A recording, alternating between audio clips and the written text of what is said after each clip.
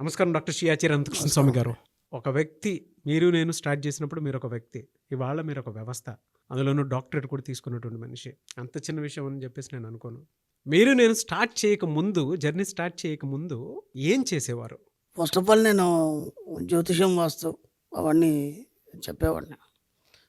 పౌరోహిత్యం కూడా చేసేది. దాంతోపాటు పౌరోహిత్యం కూడా చేసేది. అంతకుముందు నేను కమర్షియల్ ఆర్టిస్ట్ అండి. ఆ! అది ఆర్ట్ డిప్లొమా కూడా అయిపోయింది. ఓకే. బొమ్మలు వేయడం, చేయటం ఇవన్నీ కూడా చేసేది. దాంతోపాటు ఇక గురువుగారి దగ్గర నేను గతంలో కూడా చెప్పాను. గురువుగారి దగ్గర ఉండేసి అన్నీ నేర్చుకోవడం జరిగింది. జ్యోతిషం కావచ్చు, మంత్రం కావచ్చు, యంత్రతంత్రాలు ఇవన్నీ కూడా నేర్చుకోవడం జరిగింది. దాదాపు గురుగారికి నాతోని అనుసంధానం అనేది 21 సంవత్సరాల అనుబంధం మా ఇద్దరిది. 21, 22 సంవత్సరాలు ఆయనతోనే ఉన్నాను నేను. అంటే ఎప్పుడు వెళ్ళడం, ఒక వారం రోజులు ఆయనతో ఉండడం, అంటే టూర్ ఉంటే టూర్లో కూడా ఆయనతో పాటు ఉండడం. అలాగే ఏదైనా నేర్చుకోవాల్సి వచ్చినప్పుడు, ఏమైనా డౌట్ వచ్చినప్పుడు బ్రహ్మాండంగా ఆయనతో కూర్చొని చర్చించడం, ఇవన్నీ జరిగేది. అనుకోకుండా గురువారు దూరం అయిపోయినారు, స్వర్గస్థులు అయిపోయినారు 2011లో. ఆ తర్వాత నన్ను నా యొక్క మనసు శూన్యం ఆహ్వానించింది. ఎందుకంటే ఎప్పుడో ఒక వ్యక్తి వెన్నంటుండి మనం సపోర్ట్ చేయడం వేరు. కానీ ఆయన ఒక మాట అనేది ఎప్పుడు కూడా, వీడిని తీసుకెళ్ళి అండమాన్ ఓడల్లో పడేసినా సరే బయటకు వస్తాడు రావిడ అనేది. అంటే ఆయనకు అంత కాన్ఫిడెన్స్, అవును. అంత కాన్ఫిడెన్స్. అంటే వీడు ఏదైనా చేయగలడు. అంటే మహామొండి మనస్తత్వం అండి నాది. చిన్నప్పటి నుంచి కూడా మహామొండి మనస్తత్వం. ఏదైనా పట్టుకుంటే దాన్ని సాధించాలండి. చివరి వరకు దాని అంతు చూసేది. ఆ తర్వాత కూడా కాకపోతే ఇక టైం వేస్ట్ చేసేది కాదు. ఏమంటే ఇంకో దానికి మారిపోయే మనస్తత్వం. అలా నా జీవితంలో చాలా రకాల పనులు కూడా చేయడం జరిగింది. ఓకే. చాలా లాస్ అవ్వడము, చాలా పనులు చేయడం. అంటే లాస్ అయినవి ఏమున్నాయి గురూజీ?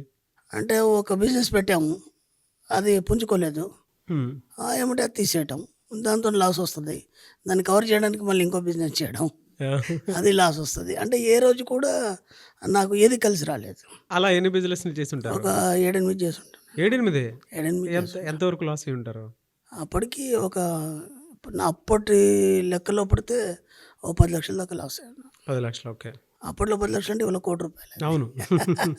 అది అప్పుడు చాలా ప్రాణం మీద అది.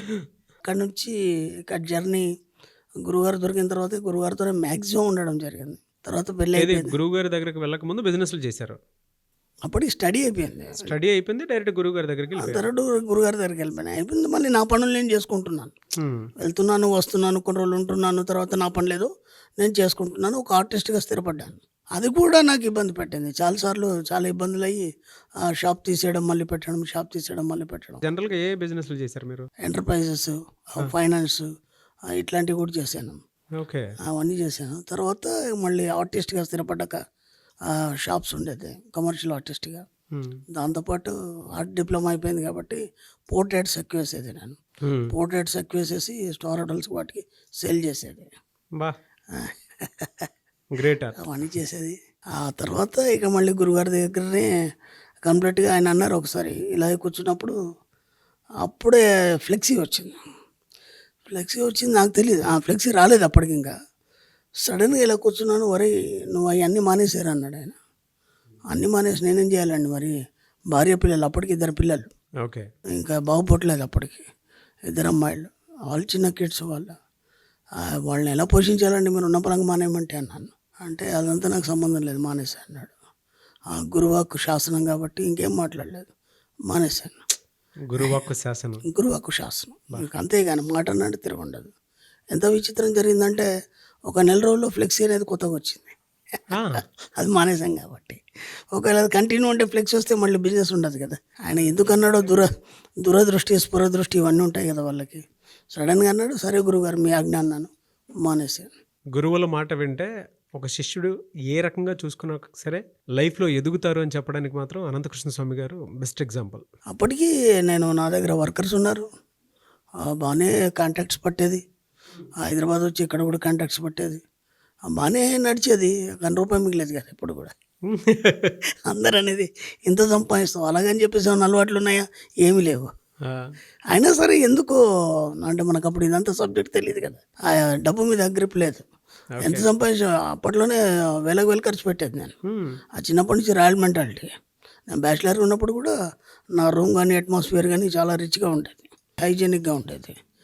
అది అలాగే మెయింటైన్ చేశాను. అప్పుడు కూడా ఎప్పుడు 2-3 ఫ్రెండ్స్ అందరం కలిసి సరదాగా ఎప్పుడు కూడా హోటల్లో వెళ్ళడం, తినడం, తిరగడం ఎక్కువ, టూర్స్, అది అప్పటి నుంచి ఉంది.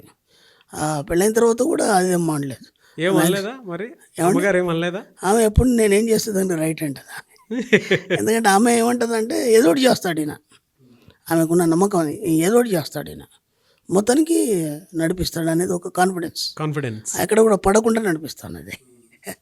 నాకెంత ఇబ్బంది అయినా దాన్ని బయటికి చూపించకుండా దాన్ని మాత్రం ముందుకు తీసుకెళ్తాను, ఎక్కడ కూడా డిస్టర్బ్ కానివ్వను. అప్పటి నుంచి ఉంది, ఇప్పుడు కూడా అదే ఉంది.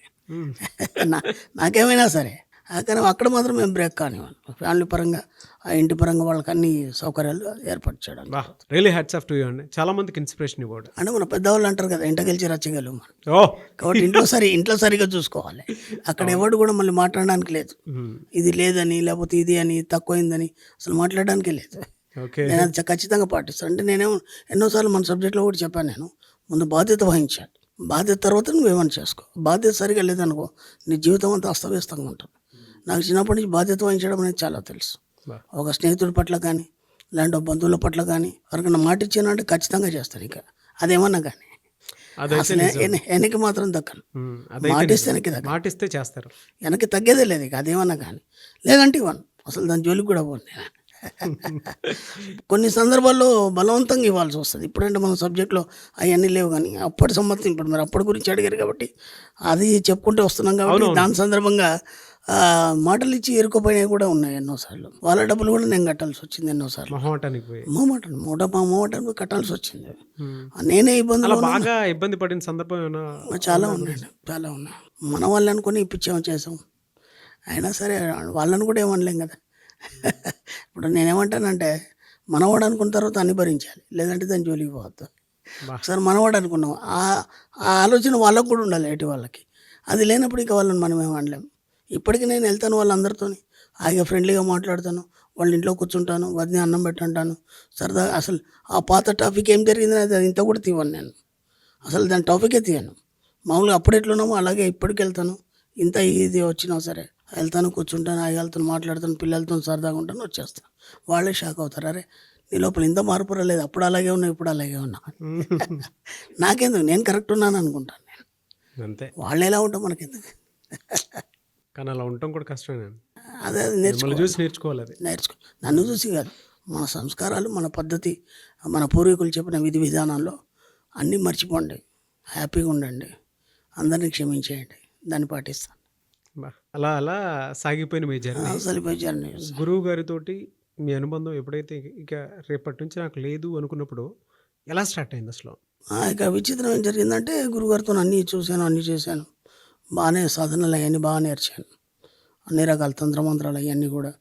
తంత్రమంత్రాలు అంటే అందరూ భయపడతారు, తంత్రమంత్రాలు అంటే భయపడాల్సిన అవసరం లేదు. శుద్రం అన్నప్పుడు భయపడాలి, దానికి మనకు సంబంధం లేదు అసలు. అంటే ఒక దేవతా శక్తిని ఆరాధన చేయడం, మంత్రము తంత్రం అన్నీ ఉంటాయి దాంట్లో.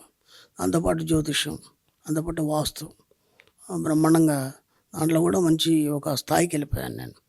చెప్పానంటే పక్క జరుగుతుంది, అందుకని చెప్పడం మానేసి. ఎందుకంటే అది సబ్జెక్ట్ కాదనిపించింది మనకి. ఎందుకంటే వాటిల్లో బాగా దాన్ని నేను చెప్తున్నాను కదా, జరుగుతుంది కాబట్టి ఇవాళ లక్షల్లో కోట్లలో సంపాదించుకున్నటువంటి ప్రజలు ఉన్నారు. అంటే మన దగ్గర మనం వీడియోస్ చూసి అంటే కొంతమంది ఎమ్మెల్యేలు, ఎంపీలు అయినటువంటి వాళ్ళు ఉన్నారు, పొలిటీషియన్స్, పెద్ద పెద్ద కార్పొరేట్ కంపెనీస్కి మంచి మంచి కాంట్రాక్ట్స్లు, ప్రాజెక్ట్స్లు చేస్తున్నటువంటి వాళ్ళు కూడా ఉన్నారు. నేనే ఆశ్చర్యపోతాను, వాళ్ళు వచ్చి కలిసి నేను పలానా మీ వీడియోలు చూసాను, మీ క్లాస్కి వచ్చానంటే నేనే ఆశ్చర్యపోతాను. నన్ను చాలా మించిపోయినారు. ఎందుకంటే గురువు ఏమనుకుంటాడంటే శిష్యుడు తనను మించిపోవాలనుకోవాలి. అవును, తండ్రి ఏమనుకోవాలంటే కొడుకు తనను మించిపోవాలనుకోవాలి. నేను ఎప్పుడు వీడియోలో కూడా అదే చెప్తాను, నన్ను మించిపోవాలి అందరూ, అర్థమైంది. ఎందుకంటే టీచర్, లెక్చరర్ అక్కడే ఉంటాడు, వాళ్ళ దగ్గర స్టూడెంట్స్ కలెక్టర్లు అవుతారు, డాక్టర్లు అయితే ఏదో అవుతారు, అలాగే ఉండాలి. మరి మాకు చాలా సంతోషం కదా. అవును, ఈరోజు లక్షల్లో జనాల్ని మనం ఒక మణిమంత్ర కుటుంబ సభ్యులుగా చేసి వాళ్ళ జీవితాల్లో మనం ఎంత కొలుస్తారంటే వాళ్ళు నిజంగా నేనే ఆశ్చర్యపోతాను. వాళ్ళు కొన్ని విషయాలు చెప్తుంటే, పర్సనల్ కొన్ని మెసేజ్లు పెడితే మనం ఇక్కడ దాకా చేరుకున్నామా అనిపిస్తుంది. ఎందుకంటే నేను ఏనాడు కూడా ఏది పట్టించుకోనండి నా జీవితంలో. నాకు బుద్ధి తెలిసినప్పటి నుంచి ఇప్పటివరకు కూడా ఏనాడు కూడా ఏది పట్టించుకోను, దేన్ని సీరియస్గా తీసుకోను. ఎంత స్ట్రగుల్స్ అయిన పరిస్థితుల్లో కూడా ఎందుకో దాన్ని పట్టుకొని అనవసరంగా టైం వేస్ట్ చేయడం అనిపించదు. వాట్ నెక్స్ట్, అంతే. నేను నెక్స్ట్ దాని గురించి ఆలోచిస్తాను. ఒక సమస్య వచ్చింది అని అంటే మినిమం టు మ్యాక్సిమం ఎన్ని డేస్ ఆలోచిస్తారండి? ఒకటే రోజు అండి, ఒకటే రోజు. అంతగా ఒక్కరినైతే గంటలో మర్చిపోతాను. గంటలో అక్కడి నుంచి వెళ్ళిపోతాను. నాకు ఎవరైనా ఇబ్బంది పెడితే ఒకటే మాట చెప్తాను, మీరు నా దగ్గర ఉండొద్దు, లేదా నన్ను ఇక్కడి నుంచి పంపించేయండి. ఆ, మొహమాటంలో చెప్తాను, నాకు ఇబ్బంది కావద్దు, అది తట్టుకోలేను నేను. కాబట్టి నేను ఇమ్మీడియట్గా అక్కడి నుంచి వెళ్ళిపోతాను. బా. అది ఎవరైనా సరే, కుటుంబ సభ్యులైనా సరే, మా ఫ్యామిలీ అయినా సరే, ఫ్రెండ్ సర్కిల్లో అయినా సరే, ఏదైనా కావచ్చు. ఇమ్మీడియట్గా అక్కడి నుంచి వెళ్ళిపోయి ఒంటరిగా ఏదైనా ప్రదేశానికి వెళ్ళిపోతాను. అంటే ఊరు బయట కానీ, లేదంటే కొండ ప్రాంతం కానీ, లేదంటే ఏదైనా టూర్ కానీ వెళ్ళేసి అక్కడి నుంచి వెళ్ళిపోయినట్టుగా అది మర్చిపోతుంది, దాని గురించి ఆలోచించు.